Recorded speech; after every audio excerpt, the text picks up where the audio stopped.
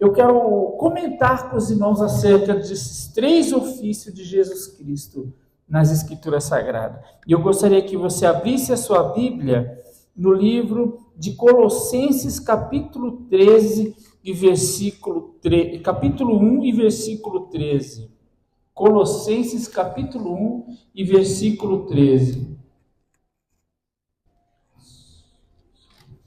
Colossenses, capítulo 1 e versículo 13. Colossenses está lá depois de Filipenses, tá? Capítulo 1, versículo 13. Está lá no Novo Testamento. Esse é um momento de aprendizado. E capítulos são sempre esses números mais escuros, maiores, que são os capítulos, e os versículos são os números menores, né? E aqui tem também, algumas Bíblias têm referências, algumas citações aqui, que a mesma palavra que está sendo lida, está escrita também em outro lugar da Bíblia, em outro trecho. Algum irmão muito abençoado teve essa sabedoria de expor alguns textos aqui, chamado de referência, que é que a gente possa procurar também em outro trecho. Então, capítulo 1 de Colossenses, do versículo 13 em diante, diz assim, preste bem atenção. Ele nos tirou da potestade das trevas e nos transportou para o reino do seu Filho, do seu amor, em quem temos a redenção pelo seu sangue, a saber, a remissão dos pecados, e o qual é a imagem do Deus invisível, o primogênito de toda a criação. Ele é a imagem do Deus invisível. Sabe o Deus que você não vê, que é invisível? Está em Jesus Cristo. O primogênito de toda a criação. Deus colocou Jesus Cristo em imagem no meio de nós para mostrar que ele era o primogênito de toda a criação. Porque nele foram criadas todas as coisas. Sabem quem? Em Jesus Cristo. Que há nos céus e na terra. Coisas que há no céu e na terra. Visíveis e invisíveis. Sejam tronos, sejam dominações, sejam principados, sejam potestades, tudo foi criado por ele e para ele. De quem que ele está falando aqui? De Cristo. E ele, antes de todas as coisas, e todas as coisas subsistem por ele, por Jesus. E ele é a cabeça do corpo da igreja. Sabe quem é o cabeça da igreja? Desse corpo no qual nós pertencemos? Cristo. E é também o princípio e o primogênito dentre os mortos, para que em tudo tenha a sua preeminência, porque foi do agrado do Pai que toda a plenitude nele habitasse. Olha só, do agrado do Pai que nele habitasse toda a plenitude, e que, havendo por ele feito a paz, pelo sangue da sua cruz, por meio dele, reconciliasse consigo mesmo todas as coisas, tanto as que estão na terra, como as que estão nos céus. Por meio de Jesus Cristo, há uma reconciliação entre todos os que estão na terra, como todos os que estão nos céus. Também, a vós também, que noutro tempo eres estranho e inimigo no entendimento pela vontade, pelas vossas obras, mas agora, contudo, vos reconciliou, ou seja, tornou-se novamente filho, no corpo da sua carne, pela morte, para, perante ele, vos apresentar santo e irrepreensível e inculpáveis, se na verdade permanecerdes fundados. Aqui é uma condição, aqui tem uma condição muito forte, muito forte. Ele fez tudo isso daqui que você acabou de ouvir eu ler, mas aqui tem uma condição.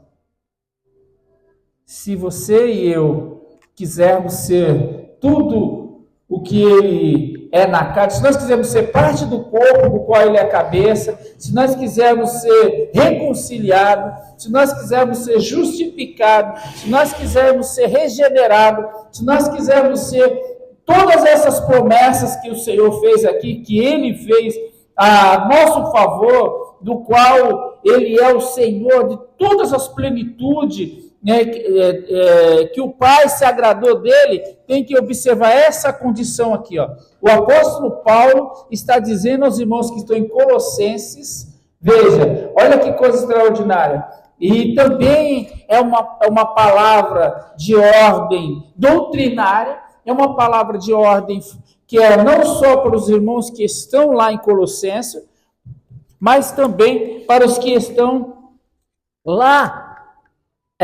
adiante em Jerusalém, lá na Grécia, lá em Roma, lá nos Estados Unidos, lá na África, na Itália e em todos os continentes, e também nos alcança aqui. A condição é essa: se, na verdade, permanecerdes fundados e firmes na fé, e não vos moverdes da esperança do evangelho que tendes ouvido, o qual foi pregado a toda criatura que há debaixo do céu, e do qual eu, Paulo, estou feito ministro.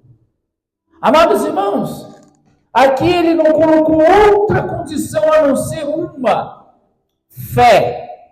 Se você permanecer fundado na fé, firme e fundado na fé, olha, e não se mover da esperança, não perder a esperança, continuar firme até o último momento, não se desesperar, não perder a sua fé. Glória a Deus. Todas essas promessas, todas essas fundações estão para você. Por que isso se dá na pessoa de Jesus Cristo? Isso se dá porque Cristo, ele é competente para fazer isso. Ele é competente. No direito, quando a gente estuda o direito, existe uma ordem de competência. Competência para analisar casos determinados na sua região. Por exemplo, uma pessoa que está no navio, no meio do oceano, quem será competente para julgar um acidente que acontece dentro do navio? Aquele a quem o navio pertence. Porque no meio do mar, e aí precisa de ver também de que região do mar o navio está, para que então ele possa ter alguém que compete o direito de julgar sobre aquele acidente, aquele crime, qualquer coisa que tenha acontecido. Existe essa nomenclatura de competência para alguém poder julgar um caso ou outro, né? Por exemplo, se você está aqui em São Paulo, não adianta você querer ir lá nos Estados Unidos para ele julgar uma causa sua, porque nem o juiz de lá nos Estados Unidos é competente para julgar a sua causa aqui. Você cometeu um crime aqui, não vai ser lá nos Estados Unidos que ele vai ser competente a ser julgado. Aí, todas essas coisas estão patentes sobre nós, a ponto de nós entendermos a competência que está sobre a pessoa de Jesus Cristo. Ele tem competência para julgar as suas causas, ele tem competência para justificar os seus pecados, por ele há competência de que a justiça que foi feita por nós está sobre ele é competente para poder fazer todas essas coisas sobre nós. E em Cristo Jesus há 3 ofícios, há muito mais, mas 3 ofícios que é muito importante que nós notemos que eles estão explícitos nas Escrituras, que eu quero falar com vocês um pouquinho aqui sobre isso. A competência primeira é: Jesus Cristo é um profeta. Olha só, prestem bem atenção. Sabemos que o Verbo se fez carne e habitou entre nós. Isso está em João capítulo 1, versículo 14. E, na verdade, ele está entre nós e ocupou ao mesmo tempo 3 mais importantes cargos que a história humana já conheceu, que é o de profeta, que é o de sacerdote e que é o de ser rei. 3 importantes ofícios que está sobre o Senhor nosso Deus, sobre o Senhor Jesus. Está estranho o microfone, não está? Som. Ou vocês estão ouvindo aqui, parece que está falhando para mim. Tá não? Mas vamos continuar. Então, os 3 importantes cargos da história humana, e que principalmente se passa em Israel, está aqui: profeta, sacerdote e rei. Há uma afirmação entre os teólogos, com razão, que o grande ato sacrificial de Cristo na cruz é a súmula desses 3 mais importantes ministérios básicos para a salvação dos que creem no Filho de Deus. É importante notar que Jesus Cristo ele é profeta. Nós vamos lendo as Escrituras Sagradas e você vai ver que em diversas partes das Escrituras Sagradas, inclusive os judeus, os fariseus, andando em meio à observância do que Jesus estava fazendo lá em Israel, no seu período ministerial, alguém achava que Jesus era simplesmente um profeta como Elias, como Eliseu, e às vezes não queriam nem julgar-se que ele fosse um profeta tal como Eli e como Eliseu, porque eles criam nas profecias de Elias e de Eliseu, ou talvez como Abacuque, como Josias, como alguns daqueles que estavam ali. Portanto, é de suma importância que Jesus se fazia e se fez profeta. Eu gostaria de mencionar uma coisa que eu já tive estudado sobre esse assunto, que o profeta, você vai ver por que Jesus ele vai assumir esse cargo, ele vai chegar aos 33 anos, aos 30 anos é que ele vai tomar, a sua ordem para assumir o posto de profeta. Porque, na verdade, é uma tradição dos judeus que o profeta, quando ele é chamado desde o ventre da sua mãe, quando ele é chamado para ser profeta, ele vai já viver na casa de Deus, aprendendo as Escrituras Sagradas. Ele vai já viver e ele vai precisar de fazer isso até os 25 anos, para que depois ele chegue a praticar um pouco mais esse ato e depois ele passe a ser, dos 30 anos em diante, ele exerça esse ofício de profeta. Acontecia isso com os profetas de Deus que atuavam naquela época. E era de suma importância de que essa tradição continuasse. E tinha que acontecer também com Jesus, como aconteceu. Profeta não é apenas aquele que prediz o futuro. Do ponto de vista bíblico, é um mestre ou um pregador infalível, chamado por Deus, que tem autoridade espiritual para falar em nome de Deus. E a gente vai entender que o profetizar é aquele que fala sobre o futuro, ele fala uma profecia referente ao futuro, mas não somente isso, mas é aquele que tem autoridade espiritual de falar em nome de Deus. E Jesus estava fazendo justamente isso, ele estava falando em nome de Deus. Porque tudo que ele fazia estava em nome de Deus, como o próprio apóstolo Paulo disse aos Colossenses acerca dessa autoridade que estava sobre o nome de Jesus, né? Sobre a sua autoridade. Ele nos tirou da potestade das trevas e nos transportou para o reino do Filho do seu amor, o reino do Filho de Deus. Portanto, é importante nós sabermos que esse ministério profético também estava sobre a pessoa de Jesus Cristo. É também chamado vidente ou homem de Deus.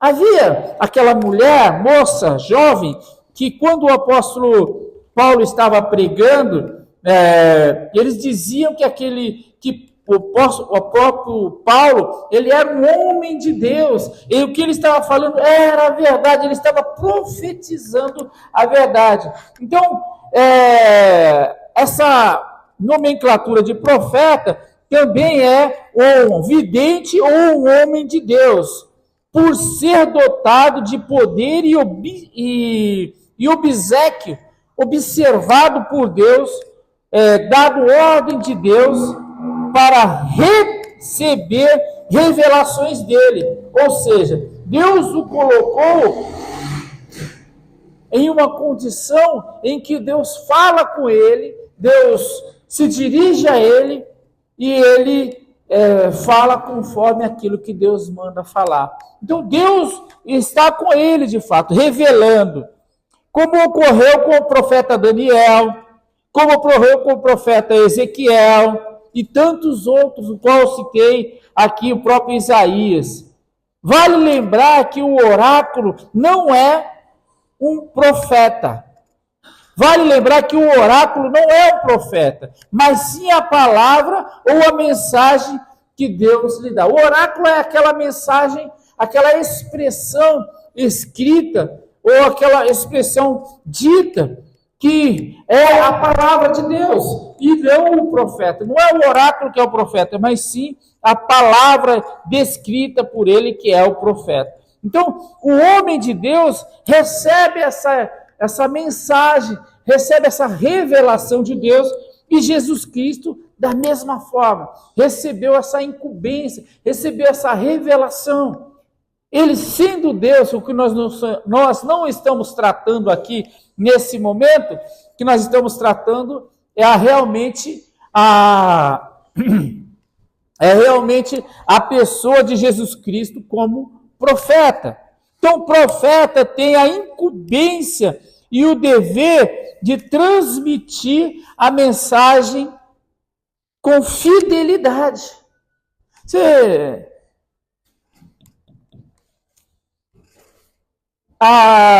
Você pode perceber que existem algumas pessoas que falam acerca da palavra de Deus e vão revelar as escrituras sagradas e vão extrair aquilo que Deus falou para ele de uma maneira, e ele vai se expressar, ele vai dizer aquilo que o Senhor revelou para ele. Esse é um profeta e ele recebe uma revelação. E ele precisa ser fiel. Ele ter compromisso com aquilo que ele falou e repassar justamente aquilo que foi repassado para ele. Então, esse é um ofício que Jesus teve. Deus revelou ao seu filho a sua vontade, o seu querer, e o que ele tinha que passar como profeta, e ele assim o fez. Ele cumpriu a sua missão, esse ofício de profeta. Outro ofício que também está sobre ele é que também, antes ainda, é que Jesus Cristo não só era o profeta, mas ele é mais do que profeta, porque é uma verdade que é totalmente amparada pela palavra de Deus, que Jesus Cristo ele não só é profeta, mas ele é mais do que profeta. Somente Cristo deixou a forma de Deus, assumindo a forma de servo e a semelhança de homem, para assim nos ensinar sobre o reino de Deus.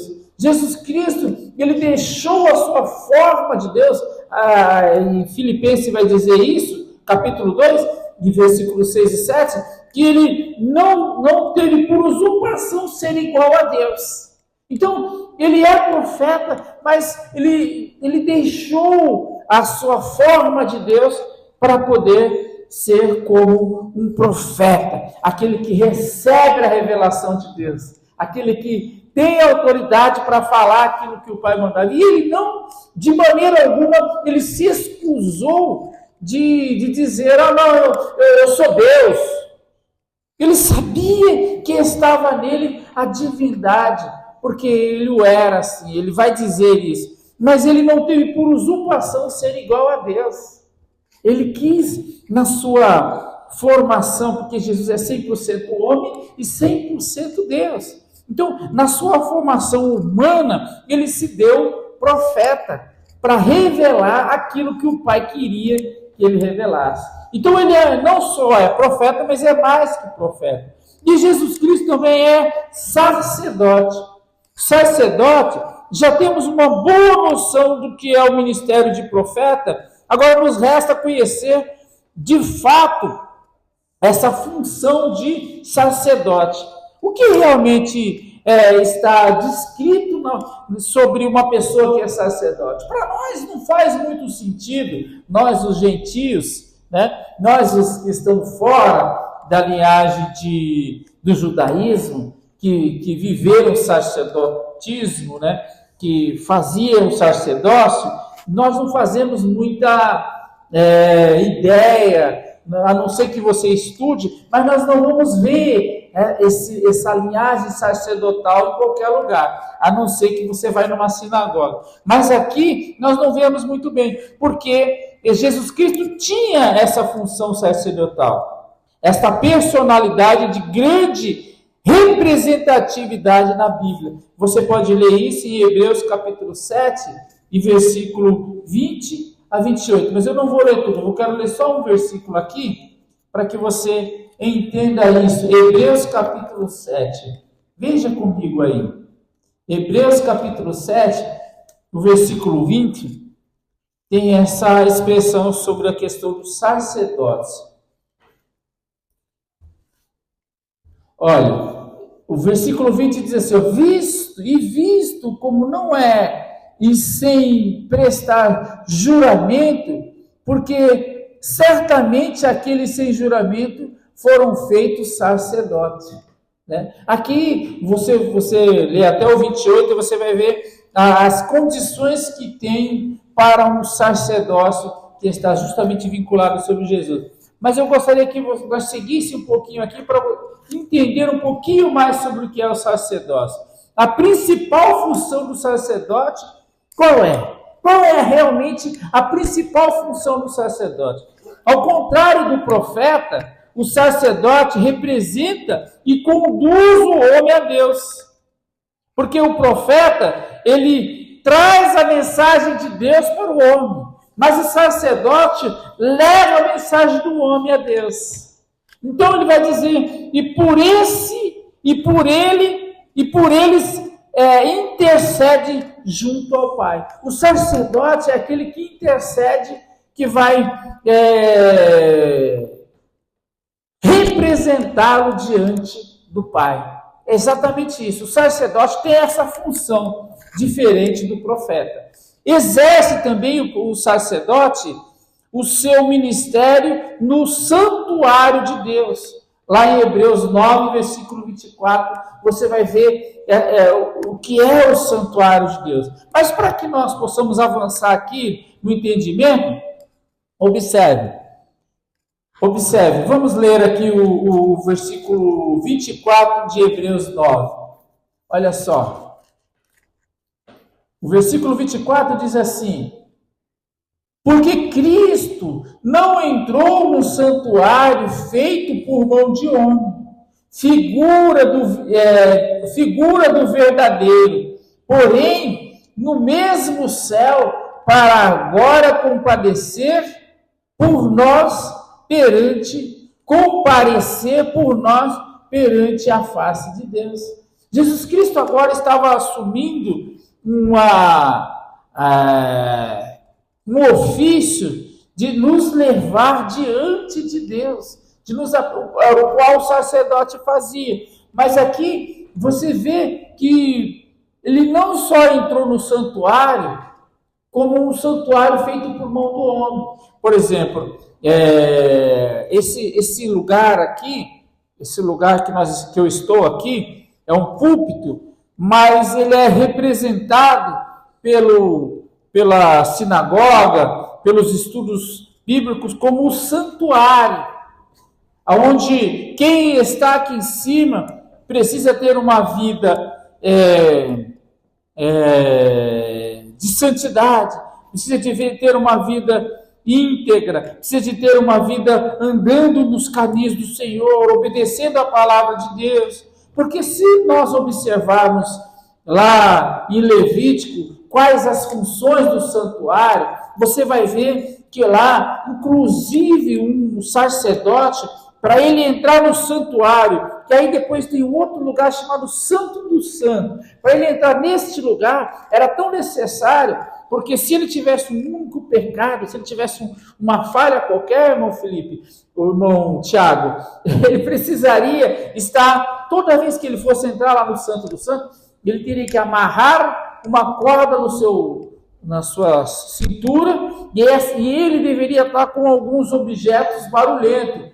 Lá cita alguns objetos barulhentos para que, se ele tivesse pecado, ele cairia lá, e aí alguém de lá de fora o puxava, porque ele não poderia ficar lá. Então, era assim que acontecia. O sacerdote ia apresentar diante de Deus a culpa do homem, e agora, se ele tivesse algum pecado, ele também seria morto ali mesmo, e ele era preciso ser tirado de lá. Olha que coisa interessante, Jesus Cristo já não vai ser como esse santuário feito por mão de homem, que Deus deu ordem em formato para que se fizesse, mas o Pai.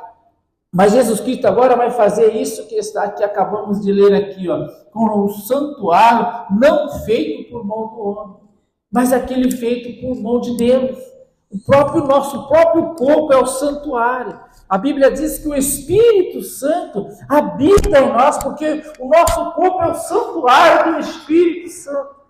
E aí nós precisamos estar debaixo dessa comunhão, dessa vida de regeneração, de justificação, santidade dada pelo próprio Jesus Cristo. Compreenda, irmãos, que a função do sacerdote também é instruir o povo quanto à lei de Deus, fazendo conhecer a vontade e a misericórdia de Deus. E cada um dos que reconhece o Senhor como seu único Senhor, também o Senhor nos fez sacerdote. Porque nós estamos aqui nessa terra para levar o Evangelho, para levar as instruções, a vontade de Deus e a misericórdia de Deus para eles.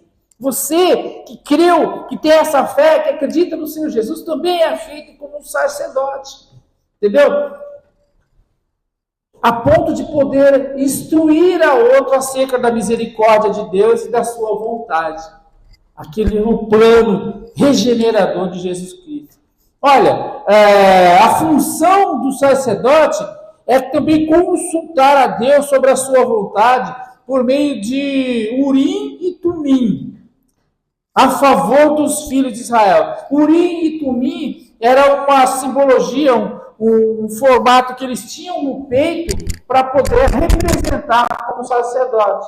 E nós não vamos entrar em detalhes muito sobre esse assunto, mas é o ponto de que nós precisamos entender, é que o sacerdote consulta a Deus. Ele fala com Deus, ele ora, ele busca a Deus. Então, se nós somos sacerdotes e nós não orarmos, nós não temos a revelação de Deus para a nossa vida. Precisamos de pedir a revelação de Deus para a nossa vida, para que nós possamos falar, nem que seja apenas com a nossa vida, sem falar do amor de Deus. Você consegue entender isso? Sem falar o amor de Deus? Que às vezes o seu gesto, o seu modo de agir, a sua atitude, fala o amor de Deus para as pessoas. As pessoas veem o amor de Deus na sua vida. E essas são palavras que são expressadas por aquele que é sacerdócio, que tem o sacerdócio sobre você, e o qual Jesus Cristo também foi sacerdote. E para finalizar, para concluir isso daqui, eu quero falar também sobre Jesus Cristo, Rei dos Reis. E vou ser muito rápido para expressar essa parte. Ainda que invisivelmente, Deus sempre gerou soberanamente todo o universo. Porém, o seu Filho Jesus Cristo reservou o direito e o privilégio de assumir a regência de toda a criação, quer no céu, quer na terra, quer em todo lugar. Jesus recebeu essa incumbência como Filho de Deus, Criador do universo. Ele é Rei dos Reis. Aquele que é Rei, e o Senhor é Rei dos Reis. É Senhor dos Senhores. Ele está acima de tudo isso. E eu estou pulando aqui para que os irmãos possam, para que a gente possa não tomar muito tempo aqui, ou em outra oportunidade eu posso falar um pouco mais sobre esse assunto. Eu tenho um texto aqui que diz assim: eu, porém, constituí o meu rei sobre o meu santo monte Sião, proclamarei o decreto do Senhor. Ele me disse: tu és o meu filho, e eu hoje te gerei. Pede-me, e eu te darei as nações por herança, e as extremidades da terra por tua possessão. O salmista Davi deu essa expressão da pessoa do nosso Senhor Jesus Cristo. O meu filho, ele, ouvindo a voz do Pai ao seu coração, expressou essa profecia acerca do seu filho Jesus. Está lá em Salmos capítulo 2, versículo de 1 ao versículo 8. E para concluir, e mais ainda, para essa regência, Jesus recebeu do Pai, após a ressurreição, todo o poder e autoridade nos céus e na terra. Mateus 28, 18. Jesus Cristo recebeu do Pai todo o poder e toda a autoridade sobre os céus e sobre a terra, em cima dos céus e na terra. E o Senhor, ele conclui dizendo que ele é profeta, que ele foi sacerdote e que ele é rei dos reis. Então, nós estamos revestidos de uma autoridade muito grande, porque o Senhor nos chama de amigo. Esse mesmo Senhor Jesus nos adotou. Esse mesmo Senhor Jesus nos regenerou. Esse mesmo Senhor Jesus nos libertou. Ele nos traz a vida. Ele nos traz essa segurança.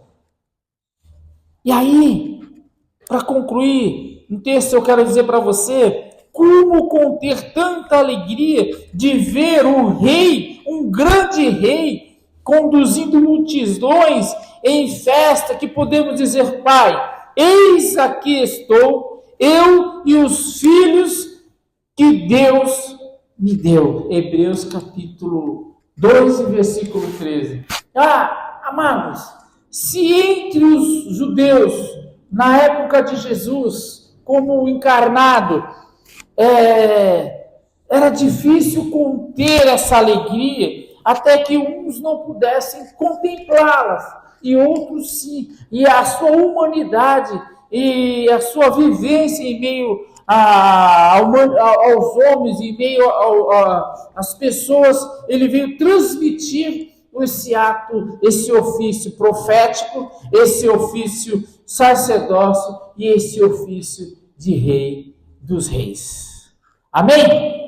Glória seja dada ao nome do nosso Senhor Jesus Cristo. Eu espero que essa palavra